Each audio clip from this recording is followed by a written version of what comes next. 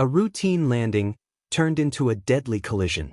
On March 22, 2026, an Air Canada regional jet was approaching New York's LaGuardia Airport. Everything seemed normal. The pilots were experienced. The aircraft was stable. Passengers were preparing for landing. But within seconds, something went terribly wrong. As the aircraft touched down on the runway, it slammed directly into a fire truck. The impact was devastating. This was Air Canada Express Flight 8646, a Bombardier CRJ-900 operated by Jazz Aviation, flying from Montreal to New York. On board were 72 passengers and 4 crew members. The flight itself was uneventful. No technical issues. No bad weather. No warning signs. Until the final moments. It was late at night when the aircraft was cleared to land on Runway 4 at LaGuardia Airport.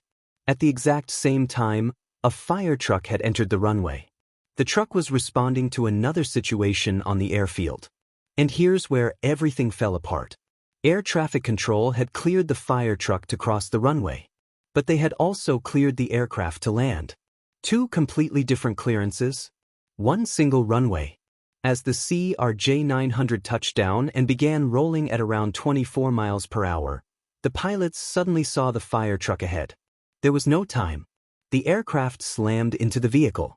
The nose of the plane was crushed upward. The cockpit was completely destroyed. The fire truck was overturned from the force of the collision. And tragically, both pilots were killed instantly. But in the middle of this disaster, there was also something incredible.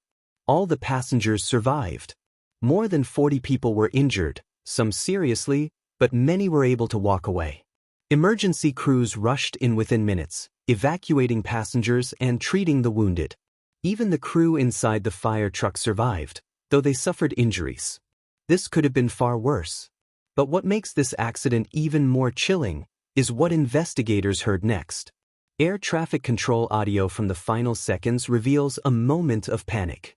Controllers suddenly realized what was about to happen. In the background, urgent voices can be heard shouting, "Stop, stop, stop." But it was already too late. The aircraft had already touched down. And the collision was unavoidable. Some early reports even suggest that one of the controllers admitted a critical mistake in those final moments.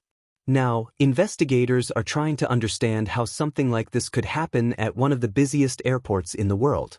Early evidence points to a runway incursion, one of the most dangerous situations in aviation. A vehicle entering an active runway while an aircraft is landing. But this wasn't just a simple mistake. There may have been multiple factors involved. A communication breakdown between controllers and ground vehicles. The pressure of handling more than one situation at the same time. And possibly a delay in realizing the conflict. Right now, the National Transportation Safety Board has launched a full investigation. They will analyze cockpit voice recordings, air traffic control communications, and ground movement data. They will try to reconstruct the final seconds. And answer the most important question. How did a fire truck and a landing aircraft end up on the same runway? Following the crash, LaGuardia Airport was immediately shut down. Flights were canceled. Others were diverted. The entire airport came to a standstill as emergency crews secured the scene. Passengers across New York faced massive delays. But behind the chaos lies a deeper concern. Because this wasn't caused by weather. This wasn't caused by mechanical failure. This was a breakdown on the ground. 2 pilots lost their lives in an accident that may have been preventable. And now, the aviation world is watching closely. Because if something like this can happen here, it raises serious questions about runway safety everywhere. Was this just human error? Or is there a bigger problem in how airports manage ground traffic? That's what investigators are now trying to uncover, and until we get answers, one question remains. Was this tragedy a simple mistake?